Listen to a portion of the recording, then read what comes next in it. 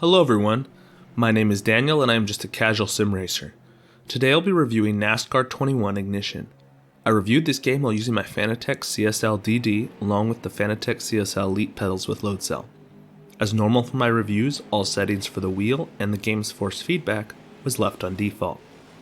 However, I had to import my wheelbase control settings from rFactor 2 due to the buggy nature of the game itself and the lack of compatibility with many wheelbases. Nascar 21 Ignition is a game developed by Motorsport Games. It was released on October 26, 2021. Now I'd like to warn you that this game is clearly a title that everyone should avoid.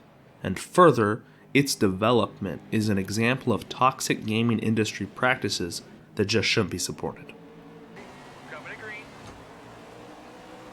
Generally, the artificial intelligence is decent, though limited by just a couple of difficulty settings to choose from, instead of a slider like most racing games.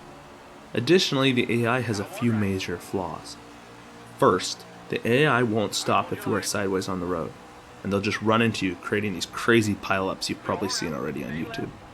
Second, the pack racing is rather broken in the game, as the AI tend to have issues bump drafting, and the draft physics themselves are quite a wonky.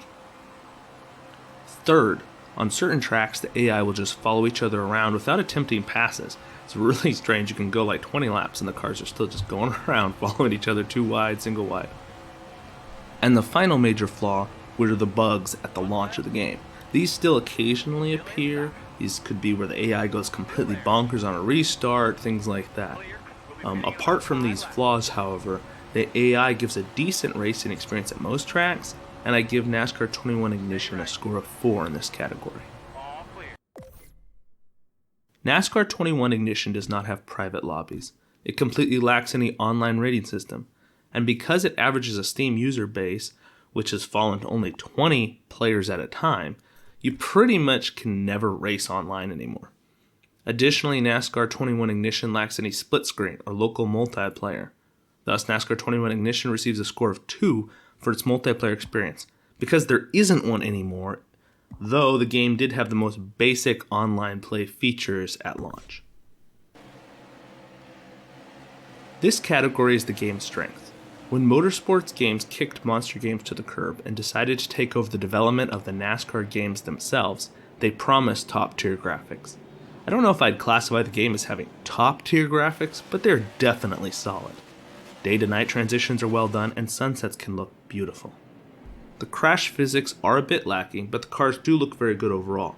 The audio side of things is very solid as well, and helps with the immersion of driving a V8 powered stock car.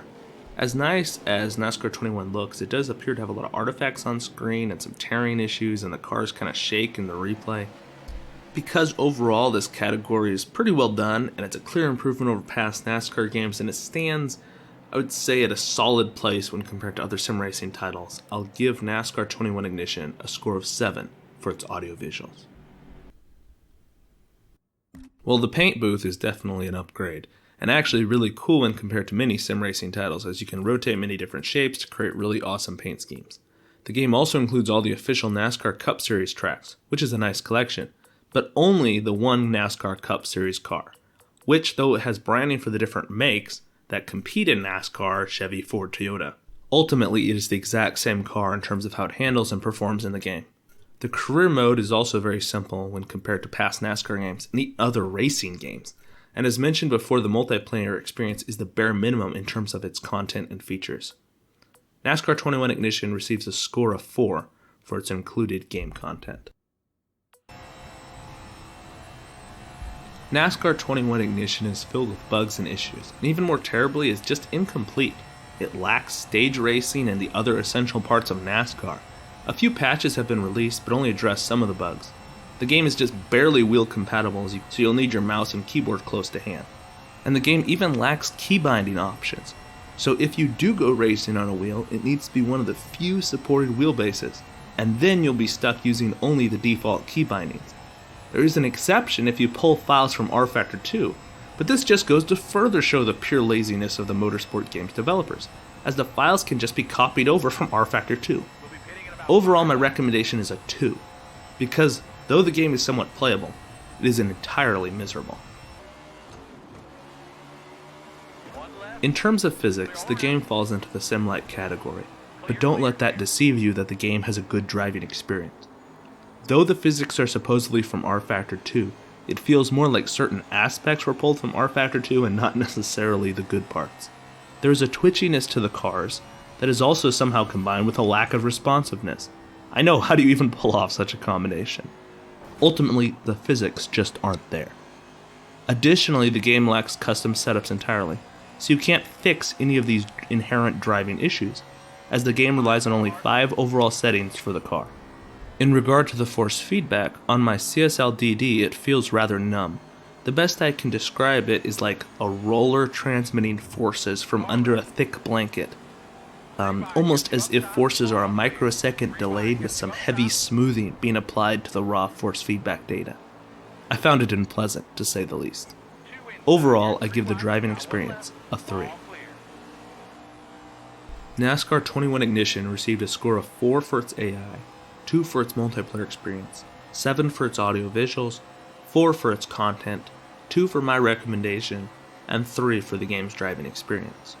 Overall, after punching those numbers into my rating algorithm, I can award NASCAR 21 Ignition an overall score of 34. Now let's add NASCAR 21 Ignition to my 2021 game review list. Currently it slots in at number 5, and last of the games I've reviewed so far this year.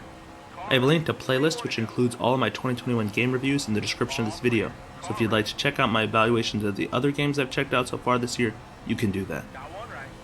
This concludes my review of NASCAR 21 Ignition by Motorsport Games. I encourage you all to comment below. If you've already purchased NASCAR 21 Ignition, what has your experience with the game been like? Have you encountered any of the crazy bugs that's out there? I'd love to hear your thoughts down in the comments. Thanks to those of you who are subscribed and help to support this channel. I'll catch you all in the next video, so have a great rest of your week.